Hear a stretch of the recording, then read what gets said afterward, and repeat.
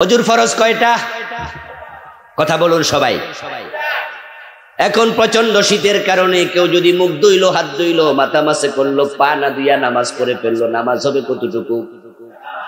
তিনটা যে ধুইলেন, তিনটার মূল্য কত? আল্লাহ যা বলে সেখানে কোনো ডিসকাউন্ট চলবে না। মোবাইল কোর্টের স্টাইল, বেশি বাড়াবাড়ি করলে সব বাদ।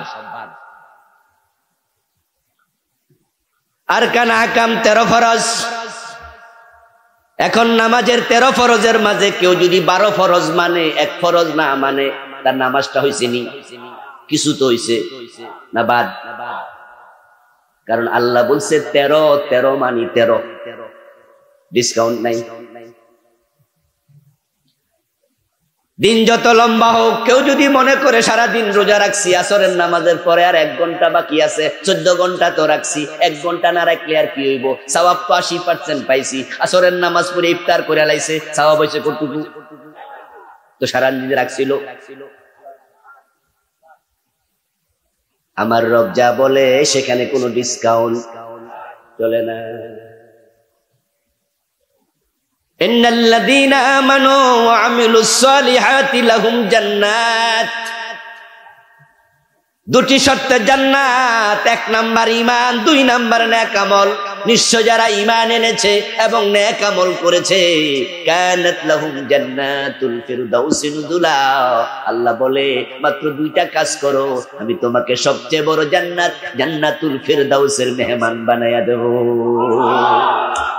ফিনল্যান্ড নামে একটা দেশ আছে, ওখানে তারা রোজা রাখে। এমনও সময় আসে যখন দিন হলো 22 ঘন্টা লম্বা। পৃথিবীর অনেক দেশ 18-19 ঘন্টা লম্বা রোজা অ্যাভেলেবেল রাখে। আমাদের বাংলাদেশও যারা দিন মজুর, কলি, ঠেলাওয়ালা, রিক্সাওয়ালা, চৈত্র মাসের দুপুরে রোজা রাখতে, রোজার ঠেলা কি হেরা বোঝে? আমরা যারা আরামে ফ্যানের নিচে বসি, এসি রুমে থাকি, ওর রোজার আমার রোজা একরকম কষ্ট না। রিক্সা চালায় রোজা ভাঙে না। গরিব দিন মজুর খেতে লাইলে দাঁড়াইয়া গামছা বিছায়া নামাজ পড়ে, নামাজ কাজা করে না, এমন 2-4 জন আছে না নাই? উদ্দেশ্য আল্লাহর জান্নাত পাওয়া। তাহলে আমরা একটা বিষয় শুরুতে সবাই মিলে একমত হয়ে গেলাম দলিল আদিল্লার ভিত্তিতে যে জান্নাত প্রস্তুত আছে। এবার আপনাদের কাছ থেকে কিছু কথা জানবো। আমিও বলবো 10 বার, 11 বার, 12 বার। আপনারা মাঝে মাঝে বলবেন 2-1 বার। চুপ করে না থেকে কথায় সাড়া দিয়েন। কথা বলতে মজা লাগবে, শুনতেও ভালো লাগবে। এই যে জান্নাতটা প্রস্তুত, এই জান্নাত আল্লাহ নিজের জন্য বানাইছে না অন্যকে দেয়ার জন্য বানাইছে? মাশাআল্লাহ, উত্তর সোজা, সহজ, সরল, সঠিক উত্তর। জান্নাতের কোন নিয়ামত আল্লাহ নিজে ভোগ করবেন না, কারণ এগুলোর কোনো প্রয়োজন আল্লাহর নেই। তাহলে যে জান্নাতটা আল্লাহ বানাইলো সেটা আল্লাহ নিজের জন্য বানায় নাই, আমাদেরকে দেয়ার জন্য বানাইছে। এ বিষয়ে আমাদের কারো দ্বিমত আছে? আল্লাহর যত নাম আছে তার মাঝে একটা নাম হলো আস-সামাদ। বলো আল্লাহু আহাদ, আল্লাহুস সামাদ। আস-সামাদ শব্দের অর্থ হলো বেনিয়াজ, অমুখাপেক্ষী। অর্থাৎ দুনিয়ার কোন মাখলুকের প্রতি আল্লাহর কোনো প্রয়োজন নাই, মুখাপেক্ষিতা নাই। তাহলে জান্নাত আল্লাহ বানাইছে দেয়ার জন্য। এবার আর একটা প্রশ্নের জবাব দেন। আল্লাহ তাআলা বাঘ, হরিণ, সিংহ, তিমি মাছ হেরারে জান্নাত দেবে না মানুষকে? এটাও সঠিক। আল্লাহ জান্নাত বানাইছে তারে মুত্তাকি প্রিয় বান্দাগুলার জন্য। জিনেরা ইবাদত করবে আল্লাহর, তবে তারা জান্নাত পাবে কিনা এ নিয়ে আলেমদের দুটি মত পাওয়া যায়। মানুষ জান্নাত পাবে এ নিয়ে কোনো দ্বিমত নাই। মানুষই জান্নাতে যাবে। আল্লাহ জান্নাত মানুষের জন্যই বানাইছে। একদল আলেম বলেছেন জিনেদের মাঝে যারা ভালো মুত্তাকি তারাও জান্নাতে যাবে। আরেক দল আলেম বলেন যে না, হাসরের ময়দানে যারা খারাপ জিন তাদেরকে জাহান্নামে দেবে, আর যারা ভালো জিন তাদেরকে আল্লাহ মাটির সাথে মিশায়া দেবে, তাদেরকে জান্নাত দেবে না। অন্য অন্য প্রাণীর মতো তারা মিশে যাবে, জান্নাত শুধু মানুষে পাবে। আরেক দল আলেম বলেন জান্নাতে ভালো জিনদেরকে শোপিস বানায়া জান্নাতের শোভা বর্ধনকারী রূপে দেয়া হবে, তারা জান্নাতের নেয়ামত ভোগ করবে না, শুধু মানুষের জন্যই জান্নাত। আরেক দল আলেম বলেন না, যারা মুত্তাকি জিন তারাও জান্নাত পাবে। তাহলে জিনদের জান্নাত নিয়ে একাধিক মতামত, কিন্তু মানুষ যে জান্নাত পাবে তা নিয়ে কারো কোনো দ্বিমত নাই। তাহলে আপনাদের কাছ থেকে শুনতে চাই, জান্নাতে যাবে বিনা দ্বিমতে কোন প্রাণী? তা আমার সামনে আপনারা যারা আছেন তারা কি? তাহলে জান্নাত রেডি, আল্লাহ মানুষকে জান্নাত দেবে। এখন জান্নাতে যাওয়ার জন্য মানুষ হিসাবে আপনি প্রস্তুতি নেওয়া দরকার আছে না নাই? আল্লাহ দেওয়ার জন্য রেডি, এখন যাওয়ার জন্য আমাদের রেডি হওয়া দরকার।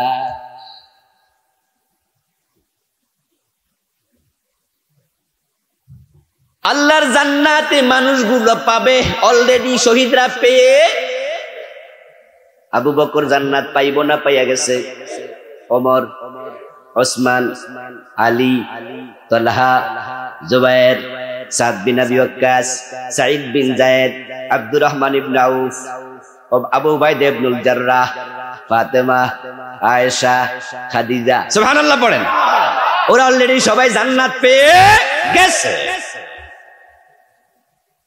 কারণ প্রিয় নবী নিজের জীবদ্দশায় যে নামগুলো আমি এতক্ষণ বললাম সবাইরে নাম ধরে ধরে আলাদা আলাদা করে বলছে, আমার আল্লাহ খবর দিছে তুমি জান্নাত পেয়ে গেছ।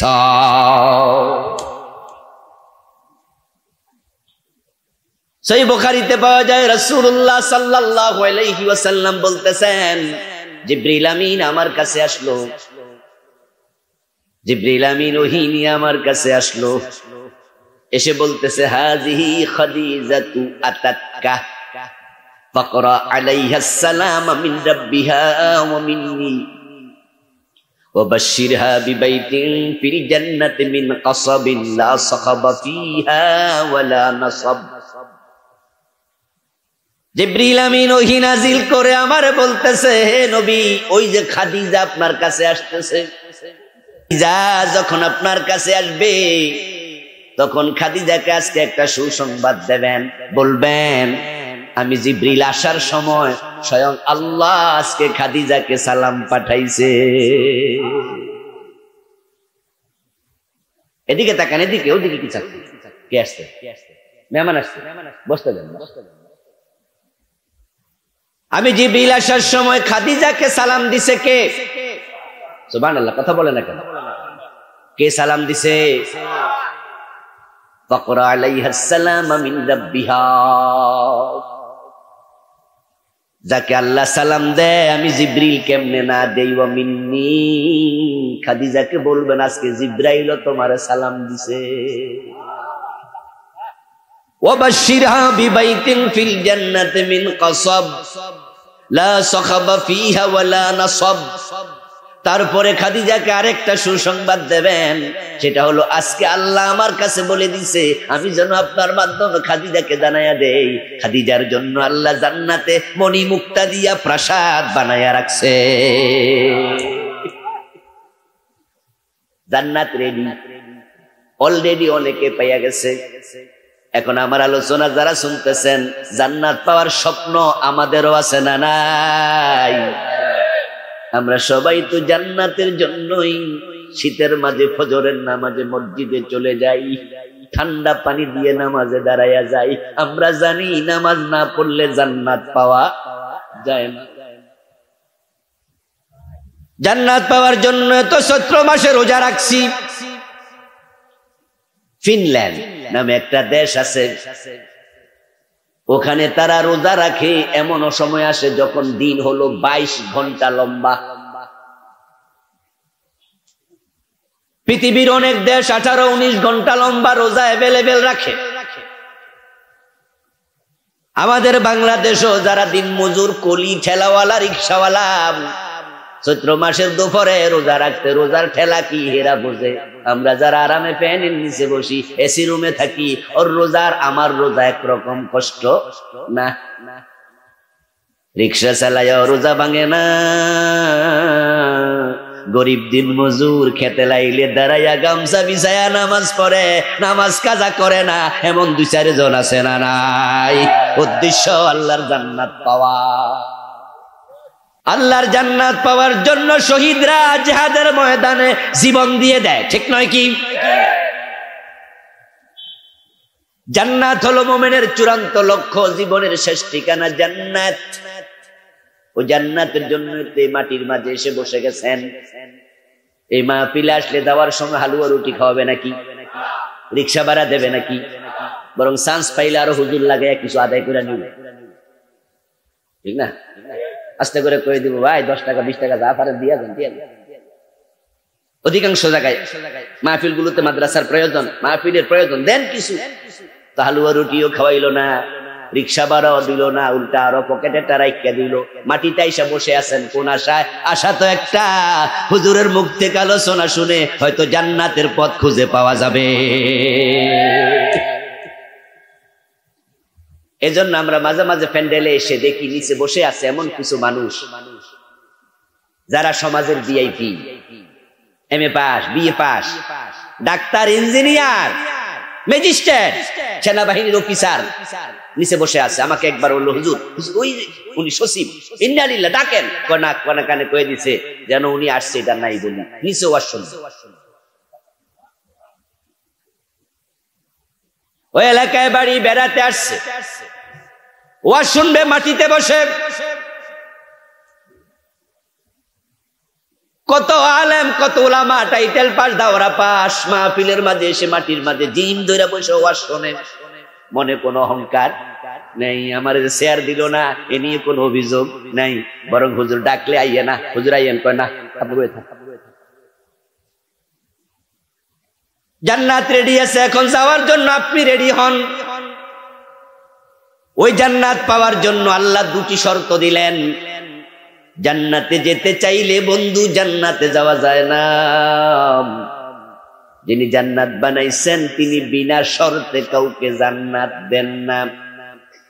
এজন্য সূরা বুরুজের 11 নম্বর আয়াতে আল্লাহ 2টি শর্ত দিল। একই শর্ত সূরা কাহফের 107 নম্বর আয়াতেও দিল, ইন্নাল্লাযীনা আমানু ওয়া আমিলুস সালিহাতি কানাত লাহুম জান্নাতুল ফিরদাউসি নুজুলা। কোরআনের বিভিন্ন আয়াতে একই শর্ত আল্লাহ বারবার বলেছেন। এখন জান্নাতে যেতে হলে আল্লাহ প্রদত্ত শর্ত হলো কয়টা? যারা ওয়াজ বোঝেন তারা একটু জবাব দিয়েন, কয়টা শর্ত? 2টা। শর্তটা দিলেন কে? আল্লাহর কথার মাঝে কোনো হেরফের হয়, যা বলেন সেটাই চূড়ান্ত, সেটাই ফাইনাল। আল্লাহ যা বলেন আল্লাহর কথাতে ডিসকাউন্ট তালাশ করা জায়েজ নাই। মাঝে মাঝে রাস্তায় মোবাইল কোর্ট বসে, শুদ্ধ ভাষা হলো মোবাইল কোর্ট, চলমান আদালত। মোবাইল কোর্টে যখন কাউকে দৈরা জরিমানা করে তখন স্বাভাবিক নিয়মটা হলো যা কয় তা তাড়াতাড়ি দিয়ে লাইন, তাহলে বাঁচলেন। বলবো যে অন্যায় করছেন, জি কেন করছেন? 500 টাকা জরিমানা। আপনি কইলেন স্যার মাপ দেন, কয় 700। কয় 700 দিমু, কইছে কয় 1000।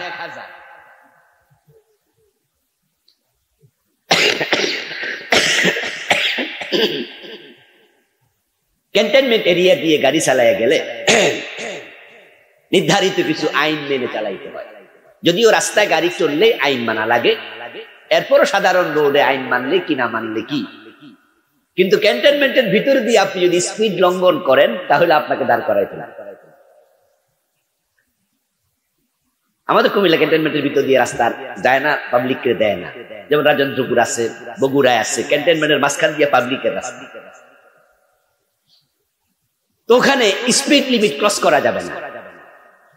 আপনি সেখানে সাইড এ পাশ থেকে ও পাশে যেতে পারবেন না। একবার আমি যাচ্ছিলাম কাপাসিয়া মাহফিল করতে, তো আমার ড্রাইভার ক্যান্টনমেন্টের রুল জানতো না, গতি খুব বেশি, ইশারা দিয়ে দিস। বললাম দাঁড়াও, না গেলে সামনে দৌড়বো, না দাঁড়াইলে সামনে দৌড়বো, সামনে লোক আছে। এবার সে দাঁড়াইছে, উনি এসে ইশারা দিচ্ছে আসো, চলে গেছে। তা আমি মনে মনে ভাবলাম বেটা তো নাও বুঝতে পারে, এখন যা কয় যদি না হনে তাহলে সাথে সাথে ডিগ্রি আরো বাড়বো। শীতকাল চলে, শীতকালে তো মাহফিল হয়, শীতকাল চলছে তখন বিকাল বেলা, ওখানে যাই দেখি এই কথা বলতেছে। আমিও নামলাম, নামে ভাবলাম যে আমি যাই তার বিষয়ে একটু সুপারিশ করি। যাওয়ার পরে বলছে এত জোরে গাড়ি চালান কেন? ওই যে সামনে একটা ডোবা, ছোট একটা ডোবা ছিল, ময়লা প্রাণী, বলতেছে যান ডোবাতে 10টা ডুব দিয়ে আসেন। শীতকাল, ডোবার পানি দেখা যাচ্ছে নোংরা। তা আমি জানি যদি কয় যে স্যার এটা কি করেন তাহলে কোনো 20 ডুব দেন। আর সে তো এই টাইমে এই বিকাল বেলায় পানিতে, ডোবার পানিতে ডুব দিতে রাজিও তো হইব না, আর রাজি না হলেও তো 20-30 হয়ে যেতে পারে, 50 হয়ে যাবে। তা আমি তখন যাই অফিসারকে আমার পরিচয় দিলাম, দিয়ে তাকে আমি একটু ওজর খাই করলাম যে আসলে নতুন ড্রাইভার ক্যান্টনমেন্টের রুল জানে না, তা আপনি যদি তাকে শাস্তি দিতে চান সে অধিকার আপনার আছে, আবার যদি আপনি দয়া দেখাইয়া মাফ করতে চান সে অধিকারও আপনার আছে। এখন আমি অনুরোধ করছি যে আজকের মতো একটু মাফ করে দেন। তো আমার বলার ঢং দেখা অফিসার খুশি হয়ে কয় তাহলে ভবিষ্যতে সাবধান। আমি এইটা হয়েছে, ঠিক আছে সাবধান, চল। অজুর ফরজ কয়টা? কথা বলুন সবাই। এখন প্রচন্ড শীতের কারণে কেউ যদি মুখ ধুইলো, হাত ধুইলো, মাথা মাসে করলো, পা না ধুইয়া নামাজ পড়ে ফেললো, নামাজ হবে কতটুকু? 3টা যে ধুইলেন, 3টার মূল্য কত? আল্লাহ যা বলে সেখানে কোনো ডিসকাউন্ট চলবে না। মোবাইল কোর্টের স্টাইল, বেশি বাড়াবাড়ি করলে সব বাদ। আরকান আহকাম 13 ফরজ। এখন নামাজের 13 ফরজের মাঝে কেউ যদি 12 ফরজ মানে, 1 ফরজ না মানে, তার নামাজটা হয়েছে নি? কিছু তো হয়েছে না বাদ? কারণ আল্লাহ বলছে 13 মানি 13, ডিসকাউন্ট নাই। দিন যত লম্বা হোক, কেউ যদি মনে করে সারাদিন রোজা রাখছি, আসরের নামাজের পরে আর 1 ঘন্টা বাকি আছে, 14 ঘন্টা তো রাখছি, 1 ঘন্টা না রাখলে আর কি হইব? সওয়াব তো 80% পাইছি। আসরের নামাজ পড়ে ইফতার করে লাইছে, সওয়াব হইছে কতটুকু? তো সারাদিন রাখছিল। আমার রব যা বলে সেখানে কোনো ডিসকাউন্ট চলে না। ইন্নাল্লাযীনা আমানু ওয়া আমিলুস সালিহাতি লাহুম জান্নাত। 2টি শর্তে জান্নাত। 1 নাম্বার ঈমান, 2 নাম্বার নেক আমল। নিশ্চয় যারা ঈমান এনেছে এবং নেক আমল করেছে, কানাত লাহুম জান্নাতুল ফিরদাউসি নুজুলা। আল্লাহ বলে মাত্র 2টা কাজ করো, আমি তোমাকে সবচেয়ে বড় জান্নাত, জান্নাতুল ফিরদাউসের মেহমান বানায়া দেব। আর আল্লাহ যে ওয়াদা করে, আল্লাহ কখনো ওয়াদা লঙ্ঘন করে না। এখন আমরা যারা জান্নাতে যেতে চাই, এই 2টি শর্ত পূর্ণ করা দরকার আছে না নাই? আলহামদুলিল্লাহ, খুশির খবর হলো এখানে আজকে আমরা শ্রোতা এবং বক্তা হিসাবে যারাই আসছি, এই 2টি সত্য মোটামুটি আমরা বুঝি। এজন্য এখানে হিন্দু, বৌদ্ধ, খ্রিস্টান, ইহুদি খুব একটা নাই। আমরা যারাই আছি সবাই কালেমাওয়ালা, ঠিক না? সবাই আমরা ঈমানওয়ালা। তাহলে জান্নাতে যাওয়ার জন্য প্রথম শর্ত ঈমান। এই শর্ত আমরা পূর্ণ করলাম। লা ইলাহা ইল্লাল্লাহু মুহাম্মাদুর রাসূলুল্লাহ, আশহাদু আল লা ইলাহা ইল্লাল্লাহু ওয়া আশহাদু আন্না মুহাম্মাদান আবদুহু ওয়া রাসূলুহু। এই কালেমার সাথে কারো দ্বিমত আছে? তাহলে প্রথম শর্ত আমরা পূর্ণ করে ফেললাম। قال النبي صلى الله عليه وسلم من قال لا إله إلا الله ثم مات عليه دخل الجنة। এই ঈমানটা লইয়া মরবেন আর জান্নাত নিশ্চিত। সুবহানাল্লাহ। একটা শর্ত পাওয়া গেল। ওয়া আমিলুস সালিহাত, দ্বিতীয় শর্ত নেক আমল করো। আমরা এখানে যারা আছি আশা করি আমরা 5 ওয়াক্ত নামাজি। এখানে বেনামাজি সংখ্যা যদিও থাকে আশা করি 5% এর বেশি হবে না। এখানে চেহারার দিকে তাকাইলে বোঝা যায় নামাজি সংখ্যা এখানে বেশি। বেনামাজি আছে 2-4 জন ভাই আছে, তাও একবারে কাটটা বেনামাজি, জুমাও পড়ে না। আশা করি এমন এখানে কেউ নাই, চেহারা দেখে বোঝা যাচ্ছে। হ্যাঁ, আছে 2-4 জন মানুষ বাংলাদেশে যারা জুমার নামাজও পড়ে না, এগুলা সাদকানা বইয়া বিড়ি টানতাছে। এগুলো মাহফিল পর্যন্ত আসা সৌভাগ্য তাদের নসিবে কুলায় না। তাহলে নেক আমল বলতে আমরা বুঝি নামাজ, আমরা নামাজ পড়ি। নেক আমল বলতে বুঝি রোজা, আমরা রোজা রাখি, হজ করি, যাকাত দেই, হালাল খাই, হারাম সারি, পর্দা করি। নেক আমল বলতে আল্লাহর ইবাদত বলতে যা বুঝায় এগুলো করার ব্যাপারে আমাদের কারো দ্বিমত আছে নাকি? তাহলে এই শর্ত তো আমরা পূর্ণকারী। আর 2 শর্ত পূর্ণ করলে জান্নাত দেওয়ার ওয়াদা করেছেন কে? জান্নাত পাওয়া আসলে কঠিন নয়, কারণ আল্লাহ যদি জান্নাত পাওয়ার জন্য 100টা শর্ত দিতেন, 50টা শর্ত দিতেন, এই 50টা শর্ত দেওয়ার অধিকার, 50টা শর্ত দেওয়ার ক্ষমতাও আল্লাহর ছিল কিনা, এখনো আছে কিনা? কিন্তু আল্লাহ জান্নাতের রাস্তাকে এত কঠিন বানান নাই, কারণ তিনি জান্নাত দেয়াকে কঠিন বানাইলে আমরা জান্নাত পাবো কেমনে? এজন্য শর্ত কমাইয়া দিছে মাত্র 2টা। অথচ পরিতাপের ব্যাপার হলো এই 2 শর্ত মানার লোকই তো কম। ঈমান আমাদের আছে, আমলও আমাদের আছে, তবে এক জায়গায় পেছ লাগিয়া গেছে। ঈমানদারেরা আবার মাঝে মাঝে এমন কাজ করে যেই কাজের কারণে তারা নিজেরাই বেঈমান হয়ে গেছে। ঈমানদার লোকেরা আমলও করে, কিন্তু তাদের আমলের মাঝে তারা এমন পেছ লাগাইয়া দেয়, পেছের কারণে তাদের নেক আমল গুলো কবুল হওয়া বন্ধ হইয়া গেছে।